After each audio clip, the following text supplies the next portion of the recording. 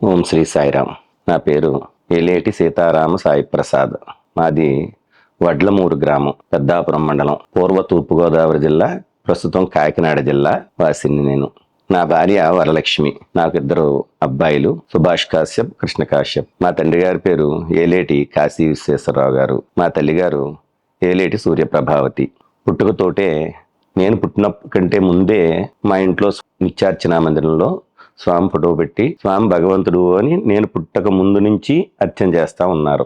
అదేవిధంగా మా కుటుంబాలన్నీ కూడా స్వామి భగవంతుడని అప్పటి నుంచి కూడా ఇప్పటి వరకు స్వామి పాదాలు పట్టుకునే ఉన్నాం మేమందరం కూడా. మా ఊర్లో 1969 జనవరి 21వ తారీఖు స్వామి వచ్చి మా వడ్లమూరులో ఉన్న సత్యసాయి మందిరానికి సాక్షాత్తు భగవాన్ బాబా వారి స్వహస్తాలతో శంకుస్థాపన చేసి ఉన్నారు. 1974 జనవరి 5వ తారీఖు భగవాన్ బాబా వారి స్వహస్తాలతో ప్రారంభోత్సవం కూడా చేసి ఉన్నారు. శంకుస్థాపన, ప్రారంభోత్సవం రెండూ కూడా జరిగిన మందిరాలు అత్యంత అరుదు. ఎక్కడో పుట్టపర్తిలో ప్రశాంతి నిలయం, సత్యం, శివం, సుందరం, ఇలా కొన్ని మందిరాలు ఉన్నాయి. దాంట్లో మా సత్యసాయి విహార్ కూడా ఒకటి. 1967లోనే మా ఊర్లో సత్యసాయి సమాజం ప్రారంభోత్సవం చేశారు. అప్పటి నుంచి కూడా ప్రతినిత్యం నగర సంకీర్తన చేస్తూ ఉన్నారు. అప్పటి నుంచి ఇప్పటి వరకు కూడా కరోనా సమయంలో కూడా ఒక్కరోజు కూడా ఆగకుండా వర్షమైనా ఏమైనా వరదైనా నగర సంకీర్తన ప్రతినిత్యం సాయంకాలం భజన ఆగకుండా మా మందిరంలో జరుగుతూ ఉన్నాయి. మా మందిరం ప్రారంభోత్సవం, శంకుస్థాపన గురించి కొన్ని విషయాలు చెప్దాం అనుకుంటున్నాను. మొట్టమొదట నగర సంకీర్తన పుట్టపర్తిలో కూడా 4 గంటల 20 నిమిషాలకు మొదలుపెట్టి చేసేవారట ఫస్ట్లో పుట్టపర్తి. అదే సమయాన్ని ఇక్కడ కూడా పెట్టుకుని 4:20 నుంచే గంటలు కొట్టడం, ఓంకారం 21 సార్లు చెప్పడం, సుప్రభాతం చెప్పడం ఇవన్నీ మొదలు పెట్టించారు. ఆ 4:20కి అదే కంటిన్యూ చేస్తూ ఉన్నారు. అప్పటి నుంచి ఇప్పటి వరకు కూడా దగ్గర 60 సంవత్సరాలు అయినా సరే ఇప్పటి వరకు కూడా అదే సమయంలో నగర సంకీర్తన, ఓంకారం, సుప్రభాతం జరుగుతూ ఉంది. 1968లో స్వామి బొంబాయిలో వరల్డ్ కాన్ఫరెన్స్కి మా పెద్దలందరూ వెళ్ళినప్పుడు బొంబాయిలో వరల్డ్ కాన్ఫరెన్స్లో స్వామి అనౌన్స్ చేశారట, ఎవరైనా సత్యసాయి మందిరాలు కట్టుకోవచ్చు విత్ మై పర్మిషన్ అని అన్నారట. అప్పుడు పెద్దాపురానికి సంబంధించిన చల్లాప్పారావు గారు, తామరాడ దగ్గర రామచంద్రపురానికి సంబంధించిన శ్రీ తుమ్మలపల్లి రామకృష్ణ గారు, మా వడ్లమూరుకు సంబంధించి శ్రీ రుద్రరాజు మేస్టారు, వీళ్ళ ముగ్గురు కూడా లైన్లో నుంచి కూర్చొని ఉన్నారు. స్వామి వచ్చారు. ముగ్గురు స్వామిని అడిగితే చూద్దాంలే అన్నారు. దాటేశారు. ఏమి సమాధానం చెప్పలేదు. ఆ తర్వాత మా రుద్రరాజు మేస్టారు వెళ్ళలేదు పుట్టపర్తి. చల్లాప్పారావు గారు, తుమ్మలపల్లి రామకృష్ణమూర్తి గారు ఇద్దరు పుట్టపర్తి వెళ్ళారు. ఈయన మేస్టారు జాబులో ఉన్నారండి, వెళ్ళలేదు. వీళ్ళిద్దరూ కూడా స్వామి నేను ఒక 20 ఎకరాల్లో పెద్ద ఆశ్రమం కడతాను అన్నారట. చల్లాప్పారావు గారు చూద్దామన్నారు. ఆ పక్కన తుమ్మలపల్లి రామకృష్ణ గారు, స్వామి నేను ఒక 5 ఎకరాల మామిడి తోట ఉంది, దాంట్లో పెద్ద మందిరం కడతాను అన్నారు. ఆయనకి చూద్దాం, మీరిద్దరు మాటకే కానీ ఆ వడ్లమూరు వాళ్ళ మందిరం కట్టుకోమన్నానని చెప్పండి అన్నారట స్వామి. అలాగే స్వామి అన్నారు. వచ్చి మిమ్మల్ని మందిరం కట్టుకోమన్నారయ్యా, మాకు పర్మిషన్ ఇవ్వలేదు అన్నారు. తర్వాత మళ్ళీ తాతయ్య గారు వీళ్ళందరూ మళ్ళీ స్వామి దగ్గరికి వెళ్తే అలాగే నేనే వచ్చి శంకుస్థాపన చేస్తాను అని చెప్పారు స్వామి. వచ్చి శంకుస్థాపన చేయడానికి వచ్చారు స్వామి. పునాది తీశారు, శంకుస్థాపన దాంట్లో దిగుతా, ఓహో ఇక్కడ కడుతున్నారా, ఇది చాలా మంచి ప్రదేశం, పూర్వం ఇక్కడ శివాలయం ఉండేది అన్నారట స్వామి. శివాలయం ఉండేది అన్నంత గుర్తుగా అక్కడ ఏమీ ప్రస్తుతం శిథిలాలు కూడా ఏమీ లేవు. కానీ ఇలా చెప్పారేంటి స్వామి అని చెప్పి శ్రీ రుద్రరాజు మేస్టార్కి అడిగినప్పుడు, మా నాన్నగారు తాతగారు శ్రీ దేవుల కాశీ గారికి వాళ్ళ తాతగారు చెప్పారట పూర్వం అక్కడ శివాలయం ఉండేదని. మేస్టారు మా తాతగారు నాకు చెప్పేవాడు పూర్వం ఇక్కడ శివాలయం ఉండేదట అన్నారట దేవుల కాశీ గారు. అదే విషయాన్ని స్వామి చెప్పారు అక్కడ. అంటే స్వామికి భూత భవిష్యత్ వర్తమాన కాలాలన్నీ కరతలామలకమే, స్వామికి తెలియని విషయం లేదు అని దీన్ని బట్టి రూఢవుతుంది. మా మందిరం పక్కనే ఒక కాలభైరవుడు మూర్తి ఉంది. ప్రస్తుతం ఇప్పుడు కూడా ఉంది ఆ కాలభైరవుడు మూర్తి. కాలభైరవుడు ప్రధానంగా విడిగా దేవాలయం అత్యంత అరుదు. శివాలయంలో క్షేత్రపాలకుడుగానే కాలభైరవుడు ఉంటాడు. అక్కడ కాలభైరవుడు మూర్తి ఉంది అంటే పూర్వం ఇక్కడ శివాలయం ఉండేది అని మనకి రూఢవుతుంది. ఈ 2 కారణాల చేత స్వామి చెప్పింది కరెక్టే అని అర్థమైంది. ఆ వేళ అక్కడ శంకుస్థాపన చేసి తామరాడ దగ్గర రామచంద్రపురం తుమ్మలపల్లి రామకృష్ణ గారి ఇంటికి కూడా శంకుస్థాపన చేసి పెద్దాపురం చల్లాప్పారావు గారి ఇంటికి వెళ్ళారు స్వామి. చల్లాప్పారావు గారికి అప్పటికి 6 నెలల నుంచి మూల శంకతోటి ఇబ్బంది పడుతున్నారు, పైల్స్ కంప్లైంట్. 6 నెలల నుంచి ఓన్లీ లిక్విడ్సే తీసుకుంటున్నారు అప్పారావు గారు, సాలిడ్స్ తీసుకోవటం లేదు. కేవలం లిక్విడ్స్ తోటే గడుపుతా ఉన్నారు. స్వామి వెళ్ళి అప్పారావు గారు మంచం మీద కూర్చుని, ఏ అప్పారావు ఎలా ఉంది అంటే, స్వామి ఎలా ఉంది. వెంటనే స్వామి విభూతి సృష్టించి ఇచ్చి నోట్లో వేసుకోమని వీపు తట్టి, తర్వాత ఒక లింగం సృష్టించి ఇచ్చి, అప్పారావు దీనికి ప్రతినిత్యం అభిషేకం చేసి తీర్థం తీసుకో, మీ ఆరోగ్యం కుదిరిపడుతుంది అని చెప్పి దాయిద్రం భోజనం చేస్తా ఉన్నారు. స్వామి నేను భోజనం చేయలేనండి, లిక్విడ్సే తీసుకున్నా. ఏం పర్వాలేదు దా మాత్రం తిందామని స్వామి అప్పారావు గారు పక్క పక్కన కూర్చుని భోజనం చేశారు. అక్కడి నుంచి ఆ పైల్స్ కంప్లైంట్ ఏమైపోయిందో తెలియదు, రక్తం పట్టం అంతా కూడా ఆగిపోయింది. తర్వాత ఇదంతా 1969 సంవత్సరంలో జరిగింది. 1984 సంవత్సరంలో అప్పారావు గారు స్వామి 60వ జన్మదినోత్సవాన్ని 60 బళ్ళు కట్టి ఊరేగించి స్వామి పుట్టినరోజు పండుగ చేశారు. పుట్టినరోజు పండుగకి నవంబర్ 23కి అందరూ పుట్టపర్తి వెళ్ళిపోతే డిసెంబర్ 23ని 60 బళ్ళు కట్టి స్వామిని ఊరేగించి పుట్టు పండుగ చేశారు. ఇది జరిగిన ఎన్ని సంవత్సరాలకో చూడండి. అంటే అప్పారావు గారికి ఆరోగ్యం కుదిరిపడేలాగా స్వామి చేశారు. శివ విశ్వస్య భేషజీ అంటారు. పరమేశ్వరుడు విశ్వానికి అంతటికీ కూడా వైద్యుడు. అలాగే అప్పారావు గారి అనారోగ్యాన్ని కూడా తీసేసిన వైద్యుడు. ఆ రకంగా ఇక్కడ శంకుస్థాపన చేయడం జరిగింది. అనంతపురం మహిళా కాలేజు ఓపెనింగ్కి వెళ్ళినప్పుడు పెద్దలందరూ ఈ ఫోటోలు పట్టుకెళ్ళి స్వామి వడ్లమూరు మందిరం ఫోటోలండి అని చూపించారట. అప్పుడు స్వామి నేను ఎప్పుడూ అక్కడ విహరిస్తూ ఉంటాను, దాని పేరు సత్యసాయి విహార్ అని పెట్టుకోండి అన్నారట స్వామి. అందుకనే స్వామి సత్యసాయి విహారాన్ని నామకరణం చేశారు. స్వామి మళ్ళీ అక్కడ అధిష్టానం ఏం పెట్టమంటారు అని అడిగారట. అడిగినప్పుడు పుట్టపర్తిలో మన మందిరంలో ఉంది కదా అలాగే పెట్టమన్నారట. మాకు ఆ ముసలుడొద్దు మీరే కావాలి అన్నారట పెద్దాపురం అన్ననాగయ్య గారు. అప్పుడు స్వామి నేనే పంపిస్తానులే అని చెప్పి ఒక ఫోటో పంపించారు. అప్పుడు జిల్లా ప్రెసిడెంట్ శ్రీ నిర్మతి సత్యం గారి ద్వారా ఆ ఫోటో తెచ్చి నిర్మతి సత్యం గారు దానికి చుట్టూ గందులయ్యి కట్టించి ఒక కారు మీద పెట్టి ఇక్కడ తీసుకొచ్చి అందజేశారు. ఆ ఫోటోయే 55 సంవత్సరాలుగా ప్రతినిత్యం హారతలు అందుకున్నదే ఆ ఫోటోలోనే స్వామి. ఆ రకంగా ఆ ఫోటో పంపించారు, బాగానే ఉంది. ఆ తర్వాత స్వామి మా మందిరానికి మీరు ఓపెనింగ్కి రావాలి అని అడిగారు. కస్తూరిని పంపిస్తాలే, కారుణ్యానందను పంపిస్తాలే, ఆల్ ఇండియా ప్రెసిడెంట్ వస్తాడులే, ఇలాగే చెప్పేవాడు స్వామి. అలా కుదరదు స్వామి మీరే రావాలి అన్నారట. అయితే మందిరం ప్లాన్ కూడా మనందరికీ తెలుసు. సనాతన సారథి ఎడిటర్ చేశారు బివి రమణరావు గారు. వారి తండ్రి గారు బావరాజు సత్యనారాయణ గారు. బావరాజు సత్యనారాయణ గారి ద్వారా స్వామి ప్లాన్ వేయించి దాని మీద ఆశీస్సులతో భగవాన్ బాబా అని రాసి ఇలాగే కట్టమను అని చెప్పి ఆ ప్లాన్ కూడా స్వామి అప్రూవ్ చేసి పంపించారు ఇక్కడికి. అదే ప్లాన్తో కట్టి మందిరాన్ని ప్రారంభోత్సవానికి రెడీగా ఉన్నారు మా పెద్దలు. ఈ సందర్భంగా 1974 సంవత్సరం వచ్చేసింది. అప్పటి వరకు కూడా స్వామి ఎప్పుడు అడిగినా సరే ఆల్ ఇండియా ప్రెసిడెంట్ కస్తూరి కారుణ్యానంద వీళ్ళనే పంపిస్తానని చెప్పడం. అప్పుడు ఆల్ ఇండియా కాన్ఫరెన్స్ రాజమండ్రి గురుకులంలో పెట్టారు 74లో జాన్యువరిలో. ఆల్ ఇండియా కాన్ఫరెన్స్ కి స్వామి వచ్చారు కదా అని చెప్పి అప్పుడు ప్రెసిడెంట్ ఎవరంటే అండి శ్రీ దండమూడి రామారావు గారు. దండమూడి రామారావు గారి ఇంట్లో మేడ మీద పైన ఉన్నారట స్వామి ఒక గదిలో. అప్పుడు రుద్రరాజు రామలింగరాజు గారు లాంటి ఎండోమెంట్స్ మినిస్టర్ మనకి రుద్రరాజు రామలింగరాజు గారు స్టేట్ వాళ్ళందరూ వచ్చి కింద కూర్చున్నారట. స్వామి దగ్గరికి స్వామి వచ్చినప్పుడు దర్శనం చేసుకుందామని వాళ్ళందరూ కూర్చున్నారు. అప్పుడు దండమూడి రామారావు గారు చల్లాప్పారావు గారిని, మా రుద్రరాజు మాస్టర్ని, తుమ్మల రామకృష్ణరాజయ్య గారిని వీళ్ళందరినీ మేడ మీదకి వెళ్ళి స్వామి తలుపు తీర్తిలో గుమ్మం దగ్గర నుంచోండి అన్నారట. స్వామి ఇలా తలుపు తీర్తిలో ఎదురుగుంటా నుంచున్నారు. అదేమీ అన్నారట స్వామి వడ్లమూరు మందిరం ఓపెనింగ్ కారుణ్యానంద కుదరదు స్వామి మీరే రావాలి అని గట్టిగా పట్టుకున్నారు. అలాగే ఎల్లుండి మధ్యాహ్నం పెట్టుకోండి, రేపు లేదు ఎల్లుండి మధ్యాహ్నమే వస్తాను ఏర్పాట్లు చేసుకోండి అన్నారు. అప్పటి వరకు సేవాదళ సభ్యులందరూ కూడా రాజమండ్రి గురుకులంలోనే ఉన్నారు. ఆల్ ఇండియా కాన్ఫరెన్స్కి గబగబా అందరికీ కౌరులు పంపించి ఇక్కడికి వచ్చేయమని చెప్పి ఇక్కడికి వచ్చి గబగబా పందిళ్ళేసి ఇక్కడ ఏర్పాట్లన్నీ చూసి ఇదంతా జరిగిన సందర్భంలో స్వామి వచ్చారు.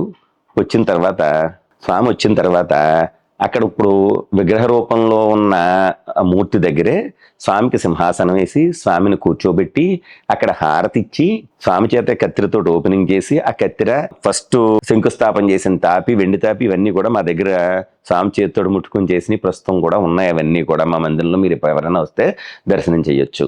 అయితే అక్కడ వేసి కూర్చోబెట్టి హారతి ఇచ్చారు స్వామికి. ఆ తర్వాత మెట్ల ద్వారా పైకి ఎక్కారు మేడ మీదకి.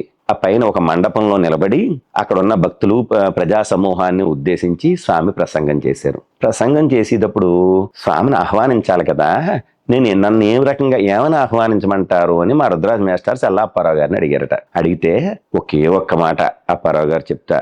ఆ మహానుభావుడు అప్పారావు గారు చెప్పిన మాట ఈవేళ ప్రపంచవ్యాప్తం అయిపోయింది. ఏంటి అంటే స్వామి మీ అవతారోద్యమ కార్యక్రమంలో మమ్మల్ని కూడా ఒక ఉపకరణములుగా ఉపయోగించుకోండి స్వామి. ఆ మాటే చాలు నువ్వు అన్నారట. ఆ మాటే అన్నారు స్వామి అలాగే అన్నారు. ఆ తర్వాత స్వామి అక్కడ ఉన్న భక్తుల్ని, ప్రేక్షకుల్ని వీళ్ళందరినీ ఉద్దేశించి ప్రసంగం చేశారు. ఆ తర్వాత మా ఊర్లోనే ఒకరింట్లో, గోలి వెంకట్రావు గారింట్లో మేడ మీద భోజనాలు అరేంజ్ చేస్తే కింద కూర్చుని భగవంతుడు, కింద నేల మీద కూర్చుని భోజనం చేశాడు భగవంతుడు. అటువంటి అదృష్టం, ఆ ప్రారంభోత్సవం చేయటం, ఇవన్నీ కూడా మేము ఎరగమండి, మా పెద్దలు చెప్పడం. ఆ పెద్దల ద్వారా మేము విని, మేము చిన్నపిల్లలు. స్వామి ఓపెనింగ్ చేసి 1973 నా డేట్ ఆఫ్ బర్త్. 74లో స్వామి వచ్చారు. నాకు 4-5 నెలలు. 73 ఆగస్ట్ అయితే 74 జనవరిలో స్వామి వచ్చారు. దాని మీద 4-5 నెలలు. మాకేం తెలియదు అప్పటికే స్వామి ఫోటోలన్నీ మాకు మందిరంలో పెట్టడం. ఇంక అప్పటి నుంచి మేము భక్తులుగానే కొనసాగుతా ఉన్నాం స్వామికి. సాయిరాం. 2004 సంవత్సరంలో అప్పుడు మా కన్వీనియర్ గారైన శ్రీ రుద్రరాజ్ మాస్టారు, మా ట్రస్ట్ సభ్యులైన శ్రీ మట్లపర్తి కిసాన్ నాగప్రసాద్ చౌదరి గారు, వీళ్ళందరూ కలిసి పుట్టపర్తిలో స్వామి సర్వధర్మ స్తూపాన్ని ఏర్పాటు చేశారు కదా, ఇక్కడ మనం కూడా సర్వధర్మ స్తూపాన్ని ఏర్పాటు చేయాలి అన్న ఉద్దేశంతో ఆ మందిరం పక్కనే వాయువ్య మూలన ఒక సర్వధర్మ స్తూపాన్ని ఏర్పాటు చేయాలని చెప్పి ప్రారంభోత్సవం మొదలుపెట్టి దానికి శంకుస్థాపన చేశారు. మట్లపర్తి రాఘవ్ గారు, సరస్వతి గారు ఆధ్వర్యంలో అక్కడ శంకుస్థాపన చేశారు. ఆ చేసినప్పుడు కూడా ఇక్కడ ముస్లిమ్స్, ఇతర మతాల వాళ్ళు తక్కువ ఉన్నారు కాబట్టి క్రైస్తవులను కూడా పిలిపించి అక్కడికి వాళ్ళని కూడా ప్రార్థన చేయించి, హిందుత్వం అంటే అన్ని మతాలు సమానమే అన్న ఉద్దేశంతో వాళ్ళని పిలిపించి వాళ్ళతో ప్రార్థనలు చేయించి, హిందూ మతానికి చిహ్నమైన వేదంతో కూడా వేద పారాయణ చేయించి, ఇవన్నీ చేసి అక్కడ సర్వధర్మ స్తూపానికి శంకుస్థాపన చేసి, ఎన్నోసార్లు కట్టడం అంటే ఆషామాషి వ్యవహారం కాదు.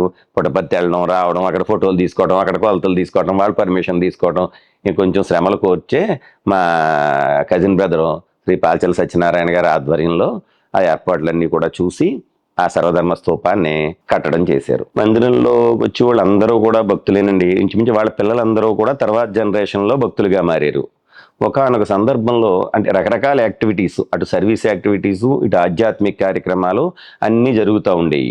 అలా జరుగుతున్న సందర్భంలో ఒకానొక సందర్భంలో మా ఊర్లో ఉన్న స్త్రీలకి వరలక్ష్మి వ్రతం చేసుకోవడానికి ఒక సంవత్సరం పంతులు గారు దొరకలేదు, పురోహితులు దొరకలేదు వరలక్ష్మి వ్రతానికి.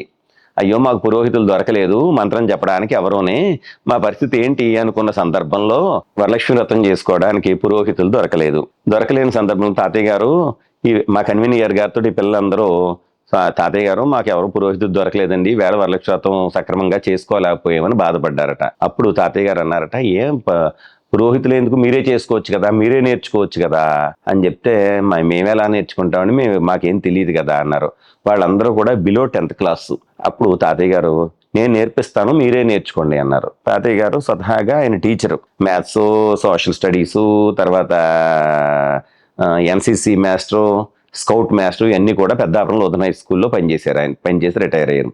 ఆయన కూర్చుని ఆ పుస్తకం చూసి బ్రహ్మాండంగా వీళ్ళకందరికీ కూడా నిత్య పూజా విధానం, స్వామి పూజా విధానం అంతా కూడా నేర్పించిన తర్వాత అలా కొన్నాళ్ళు పోయిన తర్వాత మందిరంలో పురోహితుడు ఎవరో లేకపోతే, మీరు నేర్చుకున్నారు కదా, మీరే నిత్యార్చన మొదలు పెట్టండి అని తాతయ్య గారు 2003 సంవత్సరంలో నిత్యార్చన మొదలు పెట్టించారు. ఆ మళ్ళీ సంవత్సరం 2004లో రుద్రాభిషేకం కల్పం పూర్తిగా నేర్పించి, కొంతమంది అభ్యుదయ భావాలున్న కొంతమంది పురోహితులు నేర్పడానికి ముందుకొచ్చారు. రుద్రం అంటే నమక చమకాలు, పురుష సూక్తం, స్త్రీ సూక్తం, ఇటువంటివన్నీ కూడా నేర్పడానికి ముందుకొచ్చారు. ఆ రకంగా ఇక్కడ ఒక 20 మంది స్త్రీలు వేదం నుంచి స్త్రీ సూక్తం, పురుష సూక్తం, నీలా సూక్తం, దుర్గా సూక్తం, దేవీ సూక్తం ఇవన్నీ కూడా నేర్చుకుని నిత్య పూజా విధానాన్ని మొదలుపెట్టి, ఆ తర్వాత రుద్రాభిషేక కల్పాన్ని పూర్తిగా నేర్చుకున్న తర్వాత మళ్ళీ విజయవాడ మందిరంలో అక్కడ రుద్రాభిషేకం చేస్తుంటే వాళ్ళ దగ్గర కూర్చుని, వాళ్ళతోటి పాటే వీళ్ళు కూడా ఒక వారం రోజులు చెప్పుకుని, ఎక్కడన్నా స్వరభేదాలు ఉన్నాయా అని చూసుకుని, ఆ తర్వాత గుంటూరు మందిరంలోకి వెళ్ళి అక్కడ కూడా నేర్చుకుని కొంచెం ఏ ప్రయాసాలకు వచ్చి, ఆ తర్వాత వచ్చి ఇక్కడ మొదలు పెట్టారండి. అక్కడి నుంచి ప్రతి గురువారం ఒక 120 మందికి నారాయణ సేవ, రుద్రాభిషేకం ఇది కొనసాగుతూ ఉండేది. అలాగా ఒక 10 సంవత్సరాలు కొనసాగిన తర్వాత మాకు అనిపించింది, 120 మంది వచ్చి భోజనం చేస్తున్నారు, స్వామి ఒకటే మాట అన్నారు కదా, మీరు లక్ష్మీనారాయణులకి అశ్వత్థనారాయణులకి పెట్టక్కర్లేదు, దరిద్ర నారాయణులు సేవ చెయ్యండి అన్నారు కదా, మనం దరిద్ర నారాయణ సేవే చెయ్యాలి అన్న ఉద్దేశంతో ప్రతినిత్యం కూడా ఊళ్ళో మా గ్రామంలో ఎవరు అన్నమో మాకు ఆకలేస్తుంది, అన్నం కావాలి అన్నవాళ్ళు ఎవరైనా సరే వచ్చి మమ్మల్ని సంప్రదించండి, మేము భోజనం పెడతాము, మీకు ఇబ్బంది లేదు. ఒక పూట మధ్యాహ్నం భోజనం పెట్టడానికి మాకు ఏ ఇబ్బంది లేదు అని చెప్పి మా మహిళా సేవాదళ సహకారంతో ఆ కార్యక్రమాన్ని ఇప్పుడు వరకు కరోనా టైంలో కూడా క్యారేజీలు ఇవ్వడం ద్వారా సేవ చేసుకున్నాం ఒక 4-5 సంవత్సరాలు. ఆ తర్వాత మందిరం దగ్గరికి వచ్చి భోజనం చేస్తారు. ఎవరైనా రాలేని వాళ్ళు ఉంటే వాళ్ళకి క్యారేజీ పంపిస్తాము. అప్పటి నుంచి ఇప్పుడు వరకు కూడా ప్రతినిత్యం 10 మందికి ప్రతినిత్యం, ఇంకా ఎక్స్ట్రా వస్తే వాళ్ళకైనా సరే వండి పెట్టడానికి సిద్ధంగా ఉన్నాం. ఇప్పుడు వరకు కూడా నిరంతరం దగ్గర 13-14 సంవత్సరాల నుంచి నిరంతరం నారాయణ సేవ కొనసాగుతానే ఉంది. అదే కాకుండా ఇక్కడ మందిరంలో ఐ క్యాంప్స్ ప్రస్తుతం ఈరోజు కూడా మీరు చూసే ఉంటారు. ఇక్కడ ఐ క్యాంప్ కండక్ట్ చేసాం. వేమగిరి పరమహంస యోగానంద ఐ హాస్పిటల్స్ వారి ద్వారా, అలాగే కిరణ్ కంటి హాస్పిటల్ ద్వారా, శంకర్ నేత్రాలయ ద్వారా, ఇలా రకరకాల ఆర్గనైజేషన్ ద్వారా ఇక్కడ ఐ క్యాంప్స్ కండక్ట్ చేస్తూ ఉంటాం. అదే కాకుండా normal medical camps, homeo medical camps, ఇవన్నీ కూడా ప్రతి 15 రోజులకి హోమియో మెడికల్ క్యాంప్స్ ఇక్కడ కండక్ట్ చేస్తూ ఉంటాం. ఇలా రకరకాలుగా ఈ కార్యక్రమాలు, సర్వీస్ యాక్టివిటీస్ జరుగుతూ ఉంటాయి. అదే కాకుండా మా ఊళ్ళో స్కూల్స్ 3 స్కూల్స్ ఉన్నాయి. 2 ప్రైమరీ స్కూల్స్, 1 హై స్కూలు. ఆ స్కూల్లో కావాల్సిన నీడ్స్ ఏమైనా సరే, గతంలో గవర్నమెంట్ బుక్స్ పిల్లలకి నోట్ బుక్స్ అది ఇచ్చేది కాదు, వాళ్ళు పాపం కొనుక్కోలేకపోయారు. అప్పుడు మా సంస్థ నుంచే వాళ్ళందరికీ నోట్ బుక్స్, కావాల్సిన ఏ మెటీరియల్ కావాల్సి వచ్చినా సరే ఎడ్యుకేషన్లో పిల్లల ముందు ఉండాలి, దానికి ఏం కావాల్స్తే ఆ సర్వీస్ మేము చేయడానికి సిద్ధంగా ఉన్నామని చెప్పి వాళ్ళకి కావలసిన ఆ స్కూల్లో కావాల్సిన ఫ్యాన్లని, స్కూల్ కావాల్సిన మైకులని, ఇలా రకరకాల స్కూల్ కావాల్సిన వాటర్ ఫెసిలిటీ అని, డ్రింకింగ్ వాటర్ ఫెసిలిటీ అని, ఇక్కడ మా ప్రైమరీ స్కూల్లో ఒక వంటశాల కట్టించమంటే అది ఇచ్చాము. ఇలాగ మా శ్రీ సత్యసాయి చారిటబుల్ సొసైటీ అని ఒక సంస్థ ఏర్పాటు చేసుకుని ఆ సంస్థ ద్వారా ఈ కార్యక్రమాలన్నీ కూడా కొనసాగుతూ ఉన్నాయి. మాకు ఆ రకంగా ఈ సర్వీస్ యాక్టివిటీస్ జరుగుతున్నాయి. అది కాకుండా ప్రతినిత్యం అక్కడ స్వామికి రుద్రంతో అభిషేకం జరుగుతుంది. స్వామి ప్రసాదించిన లింగం ఒకటి ఉంది, అలాగే విష్ణుశాల గ్రామాలు ఉన్నాయి, పంచాయతన దేవతలు అందరూ ఉన్నారు. ఆ దేవతలందరికీ కూడా ప్రతినిత్యం కూడా ఎవరో ఒకళ్ళు వచ్చి 1.5-2 గంటల సేపు రుద్రం, పురుష సూక్తం, శ్రీ సూక్తంతో, స్వామి అష్టోత్తరంతో ప్రతినిత్యం కూడా అర్చన జరుగుతూ ఉంటుంది. సాయంకాలం పంచోపచార పూజ జరుగుతుంది. ప్రతిరోజు ఉదయమే 4:20కే మొదలుపెట్టి ఓంకారం, సుప్రభాతం, నగర సంకీర్తన జరుగుతుంది. ఆ తర్వాత నిత్యనారాయణ సేవ జరుగుతుంది. ప్రతినిత్యం నారాయణ సేవ జరుగుతుంది. అది కాకుండా మొన్నటి వరకు కూడా మేము గత 20 సంవత్సరాల నుంచి కూడా ఊళ్ళో నిరుపేదలకి 10 మందికి అమృత కలశాలు కట్టించి, అన్నం లేని వాళ్ళకి, అంటే వండుకోగలరు కానీ దినుసులు సరిపోవడం లేదు, గవర్నమెంట్ ఇచ్చిన బియ్యం అది అనుకున్న వాళ్ళకి ఇచ్చి, ఇలా రకరకాల సర్వీస్ యాక్టివిటీస్, ఇటు ఆధ్యాత్మిక కార్యక్రమాలు చేసుకుంటా ప్రతిరోజు రాత్రి వేదపారాయణ ఉంటుంది, ప్రతిరోజు రాత్రి భజన ఉంటుంది. ఇలాగే ఈ కార్యక్రమాలన్నీ చేస్తూ ఉన్నాం. అలాగే వినాయక చవితి, దేవీ నవరాత్రులు 9 రోజులు కూడా లలితా సహస్రనామ పారాయణ, దేవీ ఖడ్గమాల స్తోత్రంతో పారాయణ చేస్తూ ఈ కలశ ప్రతిష్టాపన చేసి దేవీ నవరాత్రులు చేస్తాం. అయిపోయిన తర్వాత ఏకాదశి నాడు చండీ యాగం, గణపతి హోమం, రుద్రహోమం, నవగ్రహ హోమం, నక్షత్ర హోమం, సాయి గాయత్రి హోమం, ఇవన్నీ కూడా చేసి సూర్య నమస్కారాలు, గోపూజ, ఇటువంటి కార్యక్రమాలన్నీ కూడా వేళ చేసి నారాయణ సేవ, సామూహిక మహానారాయణ సేవ అందరికీ కూడా ఆ రోజు చేస్తాం. అలాగే శివరాత్రి రోజు ప్రాతకాలం పొద్దుటే మొదలుపెట్టి 11 ఆవృత్తులు రుద్రాభిషేకం చేసి, రాత్రి 4 జాములు 4 రుద్రాభిషేకాలు చేసి, ఆ రోజు ప్రత్యేకంగా 15 రుద్రాభిషేకాలు అవుతాయి. అలాగా కార్యక్రమం జరుగుతుంది. అలాగే వరలక్ష్మి వ్రతం చేస్తాం. కృష్ణాష్టమి ఉత్సవం జరుగుతుంది. ముట్టుకొట్టడం, కృష్ణుడికి లోపల కృష్ణుడు ఉన్నాడు, కృష్ణుడికి అభిషేకం చేసి అర్చన చేసి సాయంకాలం ఉట్టుకొట్టడం, కృష్ణుడికి సంబంధించిన పాటలు పాడుకుని ఆ వేళ కాయం, అటుకులు ఇటువంటి అన్ని నివేదన చేసి ఆ కార్యక్రమం పూర్తి చేస్తాం. అలాగే స్వామి పుట్టినరోజు విశేషంగా 3-4 రోజులు చేసుకుంటాం మేము ఎప్పుడూ కూడా. ఎంతమంది సేవాదులు ఉంటే అంతమందితోటి నవంబర్ 23వ తారీఖునే, టైం కూడా పుట్టపర్తిలో ఉందని మేము ఎప్పుడు డీవియేట్ చేయలేదు ఇప్పుడు వరకు కూడా. అక్కడే ఎలా జరిగితే అలాగా మా ఓపుకున్నంత, కొద్దిగా తక్కువ ఎక్కువ, మొన్న 100వ పుట్టినరోజు కూడా చాలా ఘనంగా చేసుకున్నాం. అలాగే కార్యక్రమాలన్నీ కూడా అక్కడ పుట్టపర్తిలో సత్యనారాయణ స్వామి వ్రతాలు చేస్తున్నారు, మేము సత్యనారాయణ స్వామి వ్రతం పెట్టుకున్నాం. పుట్టపర్తిలో సీతారాముల కళ్యాణం చేస్తారు శ్రీరామనవమికి, మేము శ్రీరామనవమి కళ్యాణం చేస్తాం ఇక్కడ. ఇలా ఏ కార్యక్రమం అయినా సరే అలాగే చేసుకుంటా జరుగుతూ ఉంటాయి ఇక్కడ అన్ని కార్యక్రమాలు. వినాయక చవితి, దేవీ నవరాత్రులు, వసంత నవరాత్రుల్లో కూడా దేవి లలితా సహస్రనామ పారాయణలు అవి చేసుకుని కుంకుమార్చన చేస్తూ ఉంటారు అమ్మవారికి. ఇలా రకరకాలుగా అటు ఆధ్యాత్మిక కార్యక్రమాలు, ఇటు సేవా కార్యక్రమాలు, ఒకవైపు బాల వికాస్ కార్యక్రమాలు. బాల వికాస్ వారోత్సవాలు ఈశ్వరాంబ వర్ధన్ సందర్భంగా 6 రోజులు కూడా ఏప్రిల్ నెల 30వ తారీఖు నుంచి మే 5వ తారీఖు వరకు వారోత్సవాలుగా ఒక వారం రోజుల పాటు బాల వికాస్ వారోత్సవాలు కూడా చేసుకుంటాం. స్వామి అనుగ్రహంతో ఈ కార్యక్రమాలన్నీ కూడా దిగ్విజయంగా జరుగుతూ ఉన్నాయి. స్వామి 2 సార్లు అడుగుపెట్టిన ప్రదేశం కదా, ఆ ప్రదేశం పావనం చేశారు స్వామి. ఆ పావనం చేసినందువల్ల ఈ కార్యక్రమాలన్నీ జరుగుతూ ఉంటాయి. కానీ ఇక్కడ ఒక విషయం చెప్పాలి. స్వామి మా ఊరు మొట్టమొదటిసారి ఇచ్చేసినప్పటికీ ఇక్కడ కేవలం ఒక పంటకు కూడా పుష్కలంగా నీరు ఉండేది కాదు మాకు. ఒక పంట పండితే మళ్ళీ సంవత్సరం పండుద్దో లేదో కూడా తెలియదు. అటువంటి పరిస్థితి నుంచి ఇప్పుడు 2 పంటలకే పుష్కలంగా నీరుండి, ఏలేరు రిజర్వాయర్ ద్వారా మాకు 2 పంటలకే పుష్కలంగా నీరుండి, ఎటువంటి పరిస్థితుల్లోని, ఎటువంటి కరువు పరిస్థితుల్లోని ఇబ్బంది లేకుండా 2 పంటలు పండించుకుంటాం. అదంతా కూడా స్వామి అనుగ్రహం. స్వామి ఇక్కడ అడుగుపెట్టిన వేళ విశేషం. ఆ ప్రభావం వల్ల ఈ రకంగా మేమందరం ఉన్నాం. ఆర్థికంగానే కాదు, అన్ని రకాలుగానే కూడా స్వామి అనుగ్రహంతో మాకు ఎటువంటి లోటు లేకుండా స్వామి చూసుకుంటా ఉన్నారు. మా వడ్లమూరు శ్రీ సత్యసాయి సేవా సమితి ఆధ్వర్యంలో పక్కన గోవిందరాజపాలెంలో గ్రామ సేవలు జరుగుతూ ఉంటాయి. పక్కన గోరెంట్లో కూడా భజన మండలి ఏర్పాటు చేసి ఉన్నారు. దివిల్లో ఒక భజన మండలి ఏర్పాటు చేసి ఉన్నారు. బాల వికాస్ సెంటర్స్ ఏర్పాటు చేసి ఉన్నారు. రాగంపేటలో ఒక భజన మండలి ఏర్పాటు చేసి ఉన్నారు. వేట్లపాలెంలో ఒక భజన మండలి ఏర్పాటు చేసి ఉన్నారు. మా సమితి ఆధ్వర్యంలో ఇవన్నీ కూడా నడుస్తూ ఉన్నాయి. ఇక్కడ మెడికల్ క్యాంప్స్ అవి ఇవి కూడా కండక్ట్ చేస్తూ ఉంటున్నారు. అక్కడ కూడా కొన్ని ప్రదేశాల్లో బాల వికాస్ క్లాసెస్ కూడా జరుగుతూ ఉన్నాయి. ఆ రకంగా జరుగుతున్నాయి. అయితే స్వామి ఇక్కడికి నవంబర్ 21వ తారీఖు జనవరి 21వ తారీఖు 1969లో వచ్చారు. కానీ దానికి గుర్తుగా మేము 2011 సంవత్సరంలో మొదలుపెట్టి స్వామి అనుగ్రహంతో స్వామి మొట్టమొదటి మన ఊళ్ళో ఇచ్చేసినంత గుర్తుగా మనం ఏదో చెయ్యాలి అని అనుకుని ఏకాదశి రుద్రాభిషేకం మొదలుపెట్టాం మొట్టమొదటిసారి. అప్పటికి ఎక్కడ పుట్టపర్తులు స్వామి అనుగ్రహంతో ఎక్కడా కూడా బయట ఎక్కడ ఏకాదశి రుద్రాభిషేకాలు కూడా మొదలు పెట్టలేదు. అప్పుడు మొదలు పెట్టించారు. అది కూడా మాకు ఆ కల్పం ఏంటో తెలీదు, ఏదేంటో తెలీదు.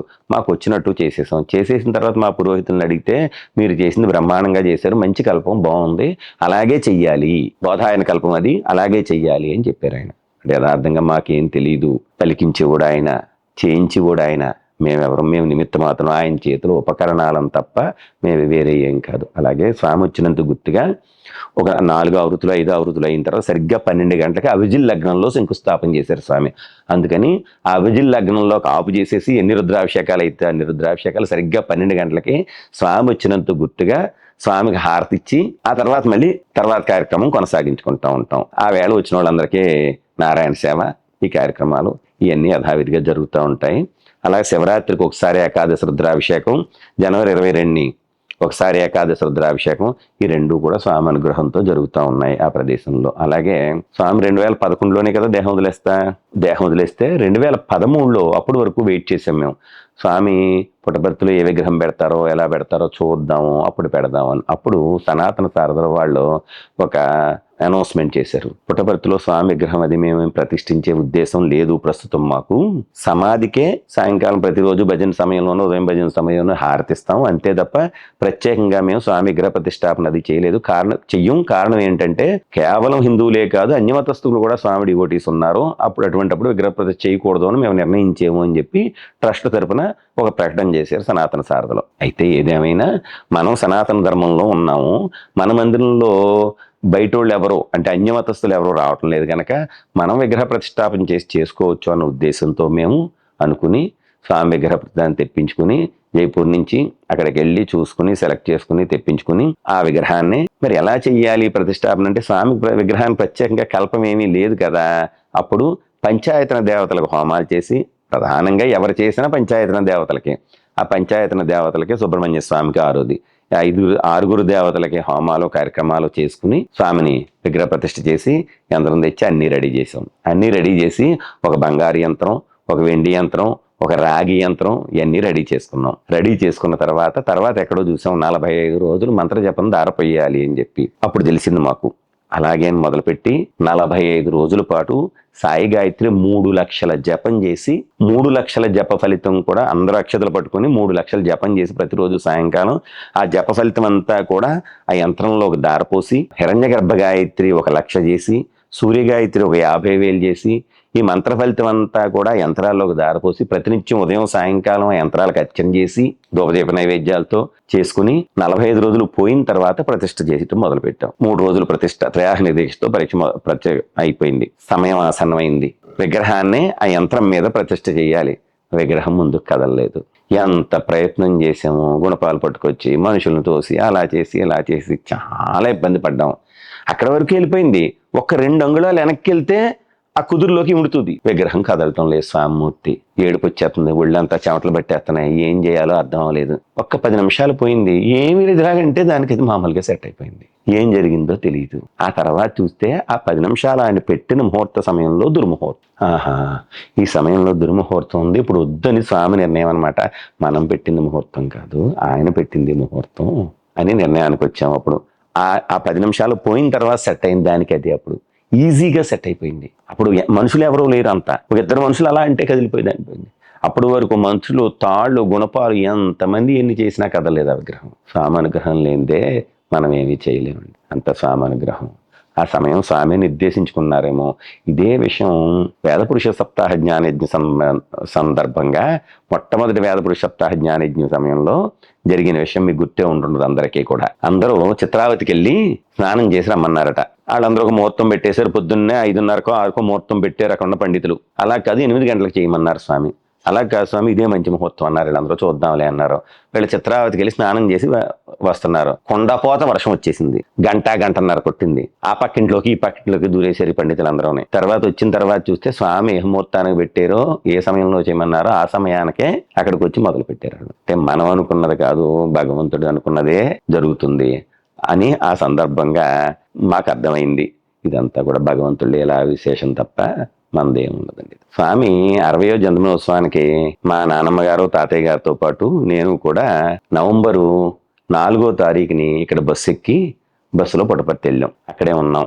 తాతయ్య గారు అప్పటికే వృద్ధులు, ఆయన తీసుకుని వెళ్ళాం. అక్కడే ఉన్నామండి.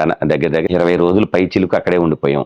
ఆ సందర్భంగా స్వామి అప్పుడు ఈ సాయి కులవంతాలు అది ఏమీ లేదు, కిందంతా ఇసుక. అప్పుడు వేదపారాయణ కూడా ఏమీ లేదు. లోపల నుంచి మ్యూజిక్ వచ్చింది. స్వామి వస్తున్నారు అనుకునేవాళ్ళు ఆ మ్యూజిక్ వస్తేలోకి. ఆ సందర్భం స్వామి వచ్చినప్పుడు చిన్నపిల్లోని నేను. అప్పుడు నాకు 13-14 సంవత్సరాల వయస్సు. ఆ సందర్భంగా 2-3 సార్లు 1వ నెంబర్ రావడం. 1వ నెంబర్ వచ్చినా సరే చిన్నపిల్లలు స్వామి కాళ్ళని పట్టుకుని వెనకలాగేస్తారని వెనకాల కూర్చోబెట్టేసేవారు. ఒంగునన్నా సరే స్వామి పాదాలు పట్టుకుందామని మాకుండేది. అప్పుడు 2-3 సార్లు పాద నమస్కారం జరిగింది అంతే తప్ప స్వతహాగా ప్రత్యక్షంగా అయితే స్వామికి నాకు తోటి అంటే పరోక్షంగానే తప్ప ప్రత్యక్షంగా స్వామిని ముట్టుకుంటాం కానీ, స్వామితో మాట్లాడడం కానీ అటువంటి అవకాశాలు నాకు తర్వాత ఎప్పుడూ మళ్ళీ దక్కలేదండి. స్వామి అనుగ్రహంతో మాకు ఇక్కడ శ్రీ సత్యసాయి చారిటబుల్ సొసైటీ ద్వారా ఎన్నోసారి సేవా కార్యక్రమాలు నిర్వహిస్తూ ఉన్నాం. దాంట్లో భాగంగా గత 9 సంవత్సరాల నుంచి పాడేరు సేవాదళ్ళలో పుట్టపర్తి వెళ్ళటం తటస్థంతా ఉంటుంది. పాడేరు మూర్తి గారు, గణేష్ గారు, ఆ బ్యాచ్ అందరూ కూడా వెళ్ళినప్పుడల్లా 200-300 మందిని, 400 మంది పుట్టపర్తి తీసుకొస్తా ఉంటారు. అయితే ఇప్పుడు మా కన్వీనర్ గారు శ్రీ పాల్చల సత్యనారాయణరావు గారు, మా సేవాదళ కోఆర్డినేటర్, ప్రస్తుతం మా డిస్ట్రిక్ట్ సేవాదళ కోఆర్డినేటర్ శ్రీ పాల్చల శ్రీనివాసరావు గారు కూడా వాళ్ళకి హామీ ఇచ్చారు. ఎప్పుడైనా సరే మీ సేవాదళ ఇలాగా సామర్లకోట నుంచి వెళ్ళినప్పుడు మీరు ఎప్పుడు అడిగితే అప్పుడు మేము ఫుడ్ ఇవ్వడానికి సిద్ధంగా ఉన్నాము ఆ పాడేరోళ్ళకి. అది మా సేవగా భావం చేయండి, స్వామి అనుగ్రహంతో మమ్మల్ని అనుగ్రహించండి అంటే వాళ్ళు అలాగే అన్నారు. అప్పటి నుంచి ఇప్పటి వరకు కూడా స్వామి అనుగ్రహంతో వాళ్ళందరికీ కూడా, పాడేరు సేవాదళ్ళందరికీ కూడా ప్రసాద వితరణ చేసే భాగ్యం స్వామి మాకు అనుగ్రహించారు. ఆ కార్యక్రమం పాల్చల సత్యనారాయణరావు గారు, పాల్చల శ్రీనివాసరావు గారు, దేవళ కాశీ విశ్వేశ్వరరావు గారి ఆధ్వర్యంలో నిర్విఘ్నంగా ఇప్పుడు వరకు కూడా అలా జరుగుతూ ఉంది. స్వామి ఒకానొక సందర్భంలో అప్పుడు మా పెద్దలతో ఆ వడ్లమూరు మందిరం కట్టాం కదా, దాంట్లో ఒక లింగం ఇస్తాను నేను సృష్టించింది, పట్టుకెళ్ళి పెట్టండి అన్నారట. అప్పుడు మాకు ఇక్కడ పెద్దాపురం మండనాగ గారు నుండి ఆయన, స్వామి లింగం పెడితే ఇస్తాడు కూడా అంటారు, మాకు వద్దు స్వామి, మాకు మీరు తప్ప అన్యదైవం లేదు అన్నారట. అప్పుడు స్వామి, మీరు ఆధ్యాత్మిక కమ్యూనిస్టులు, నేను చెప్పినా కూడా వినరు, అయినా నేను ఒకటి, నా ఆత్మలింగం ఒకటినా అన్నారట స్వామి. ఆ తర్వాత మా పెద్దలు ఎన్నిసార్లు అడిగినా సరే స్వామి ఇవ్వడం జరగలేదు. స్వామి చాలాసార్లు స్వామి వడ్లమూరు మందిరానికి లింగం ఇవ్వండి చాలాసార్లు అడిగాం, చాలాసార్లు ఉత్తరాలు రాసాం, ఎన్నిసార్లు అడిగినా సరే స్వామి ఇవ్వడం జరగలేదు. అయితే మా ఊళ్ళందరూ కూడా ఒక వెండిది ఒక లింగాన్ని తయారు చేయించుకుని రేకుతోటి పట్టుకెళ్ళి స్వామిని అడుగుదాం, స్వామి ఇస్తే దాని పైన పెట్టుకుందాం, పైన క్యాప్ పెట్టేసి దాంట్లో పెట్టుకుని అభిషేకం చేసుకుందాం అన్న ఉద్దేశంతో అన్ని రెడీ చేసుకుని 2 బస్సులు జనాన్ని తీసుకుని పుట్టపర్తి వెళ్ళారు. పుట్టపర్తి వెళ్ళి వారం రోజులు ఉన్నారు, లైన్లో కూర్చున్నారు. స్వామి ఇలా చూడడం తటస్థించలేదు. వారం రోజులు అయిపోయిన తర్వాత ఇంకెళ్ళిపోదాం అనుకున్న సందర్భంలో ఆ వేళ వచ్చి స్వామి ఏంటి అన్నారు. స్వామి ఇలాగే వడ్లమూరు మందిరానికి దాని మీద చెయ్యేసి ఆ వెండి రేకులింగానే దీనికే అర్చన చెయ్యండి అన్నారు. అలాగే అన్నారు. అప్పటి నుంచి కూడా ప్రతి శివరాత్రికి బయటికి తీయడం, దాన్ని రాత్రి 4 జాములు అభిషేకం చేయడం, మళ్ళీ లోపల పెట్టేయడం అలాగే జరిగేది. తర్వాత రుద్రాభిషేకం మొదలుపెట్టినప్పుడు ఆ లింగానికే రుద్రాభిషేకం చేయడం మొదలుపెట్టారు మా ఉన్న మహిళా సేవాదళ సభ్యులు. ఆ సందర్భంగా చెప్పాను కదా 2011లో స్వామి ఏకాదశి రుద్రాభిషేకం మొదలు పెట్టాము అని చెప్పాను కదా గతంలో. అలా ఏకాదశి రుద్రాభిషేకం అయిపోయిన తర్వాత నేను, అప్పుడు మా కన్వీనియర్ శ్రీ రుద్రాజ మాస్టారు, మా కంటిపూడి వెంకట సుబ్బారావు గారు ముందు దేవుడి దగ్గరికి వెళ్ళి నిలబడి, తాతయ్య గారు ఇది లింగం వెండి రేకుతోటి తయారు చేసింది కదా, ఎప్పుడైనా దీనికి ఛిద్రం అయితే అంటే హోల్ అది పడితే మళ్ళీ చేయకూడదు కదా, మరి ఏంటి పరిస్థితి, నేను కాశీ కానీ ఉజ్జయిని కానీ వెళ్తాను, ఒక లింగం తీసుకొస్తాను, దీని మీద పెట్టుకుని పట్టుపత్తి పట్టుకెళ్దాం, స్వామి చేత ఆశీస్సులు తెప్పించుకుందాం, తెచ్చుకుని మందిరంలో పెట్టుకుందాం అన్నాను నేను జనవరి 22వ తారీఖు. అలాగే అయితే వెళ్ళి తీసుకురా అన్నారు తాతయ్య గారు. జనవరి మంత్ ఎండింగ్కి నేను శ్రీకాకుళం జిల్లా పాలకొండ దగ్గరలో ఉన్న మా పొలాల్లోకి వెళ్ళాను. అక్కడ కూడా మందిరంలోకి వెళ్ళడం అలవాటు నాకు. ఆ మందిరంలోకి వెళ్ళడం, స్వామి భజనలో కొంతసేపు కూర్చుంటాం, తర్వాత రూమ్కి వచ్చి పడుకున్నాను. రాత్రి కల్లోకి వచ్చారు స్వామి. ఒక 20 మంది కూర్చున్నాము. అది ఇంటర్వ్యూ రూమ్ అని కూడా నాకు తెలియదు, నేను ఎప్పుడు ఇంటర్వ్యూ రూమ్ కూడా వెళ్ళలేదు. ఒక 20 మంది కూర్చున్నాము. స్వామి నడిచి వచ్చారు. ఏం కావాలి అన్నారు నన్ను. స్వామి ఆ వడ్లమూరు మందిరానికి ఒక లింగం ఇవ్వండి. ఆహా అన్నారు. అని ఇలా అన్నారు. 2 లింగాలు సృష్టించారు. ఒకటి dark green colour, dark greening, దాని మీద 2 గీతలు, బ్లూ కలర్ గీతలు, రామనీలం రంగు గీతలు ఉన్నాయి, 2 గీతలు. అది ఒకటి పెద్దది. రెండోది చిన్న లింగం. 2 లింగాలు సృష్టించి ఇచ్చారు. 2 లింగాలు సృష్టించి చిన్నది స్వామి దగ్గర పెట్టుకున్నారు, పెద్దది నా చేతిలో పెట్టారు. ఈ లోపల ఎవరో వెండి పళ్ళెంతో అక్షతలు తెచ్చారు. అక్షతలు తీసుకుని లింగం మీద, నా మీద కూడా వేశారు. వెళ్ళు అన్నారు. అంతే, కల చెదిరిపోయింది. తర్వాత ఏప్రిల్ 1st వీక్లో మళ్ళీ నేను శ్రీకాకుళం నుంచి వచ్చేయడం. తాతయ్య గారు స్వామి ఇలా చూపించారండి అన్నాను. అయితే స్వామి ఇస్తారు, కంగారు పడకు అన్నాను. ఇంకెళ్ళొద్దు నువ్వు ఎక్కడికి అన్నాను. ఇదంతా ఫిబ్రవరి. మార్చి 28 స్వామి హాస్పిటలైజ్ అవ్వడం జరిగింది.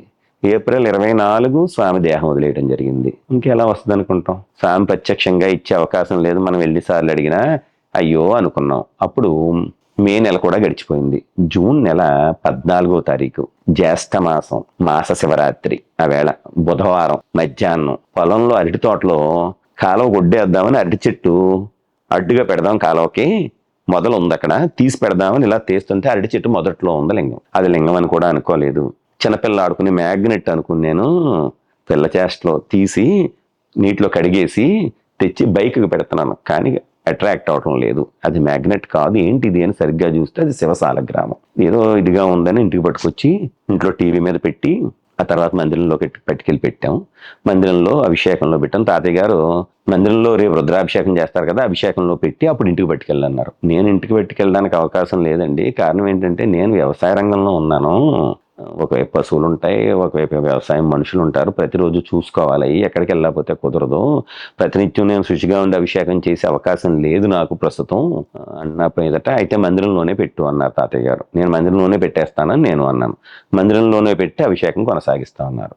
ఆ మర్నాడు తాతయ్య గారికి కల్లోకి వచ్చారు, రుద్రాజ్ మాస్టర్కి కల్లోకి వచ్చి, అప్పుడు రుద్రాజ్ మాస్టారు మందిరానికి రావటం లేదు వార్ధక్యం వల్ల. కాలు ఒకటి ఫ్రాక్చర్ అయింది, లేచి తిరగలేకపోతున్నారు, రాలేకపోతుంటే భజన బినా సుఖ శాంతి నహి అని పాడుకుంటా వస్తున్నారు స్వామి. వస్తా తాతయ్య గారిని చూసి, భజనకి వెళ్తున్నావా అని అడిగారు. లేదు స్వామి, శరీరం సహకరించడం లేదు, మందిరం దాకా వెళ్ళలేకపోతున్నాను అన్నారట. భజన మందిరంలోనే కాదు ఇంట్లో కూడా చేసుకోవచ్చు అన్నారట. అలాగే స్వామి ఇంట్లోనే చేసుకుంటానని చెప్పి అప్పటి నుంచి మొదలుపెట్టి ఇంట్లోనే ప్రతినిత్యం కూడా భజన హారతి అయిన తర్వాతే ఆయన ఏమైనా ఆహారం అది స్వీకరించేవారు. అలా జరిగిపోతా ఉంది. అప్పుడే అన్నారట, ఏమనంటే 27 సంవత్సరాల నుంచి ఎప్పుడు తినేసావు నన్ను పట్టుకుని, లింగం లింగం లింగం అని. వచ్చిందా లింగం? ఎక్కడో ఆ కొబ్బరి తోటల మధ్యలోకి వెళ్ళి అరటి చెట్టు మొదట్లో ఎవరు పెడతారు లింగం? నేనే పెట్టాను, దానికే నిత్యార్చన చేయమని చెప్పు అని చెప్పారు. అప్పటి నుంచి నిత్యార్చన ఆ లింగానికే చేస్తా ఉన్నాం. అలా కొనసాగుతూ ఉండే సందర్భంలో ఒకే ఒక్క రోజు ఇన్ని సంవత్సరాల్లో మేము అభిషేకం చేయలేదు ఆ లింగానికి. కారణం ఏంటి అంటే SSSVIP అప్పుడు స్టేట్ ప్రెసిడెంట్ చలంగారు ఉండేవారు. Shri Sathya Sai village implementation programme ఏజెన్సీలో ఆ ప్రోగ్రామ్కి 2nd ఫేజ్ ప్రారంభోత్సవ సమయంలో చలంగారు వస్తున్నారు, వేదపారాయణ చెయ్యాలి అన్న ఉద్దేశంతో కంగారుగా వెళ్ళిపోతా వెళ్ళు, నగర సంకీర్తన బయట బ్యాచ్ బయటకు వెళ్ళిపోయిన తర్వాత అభిషేకం చేద్దామంటే లింగం ఆయన ఇవ్వలేదు. ఆ మందిరం ఇన్ఛార్జ్ ఇవ్వకుండా ఆయన ఏజెన్సీ వెళ్ళిపోవాలన్న కంగారులో ఇంటికి వెళ్ళిపోయారు.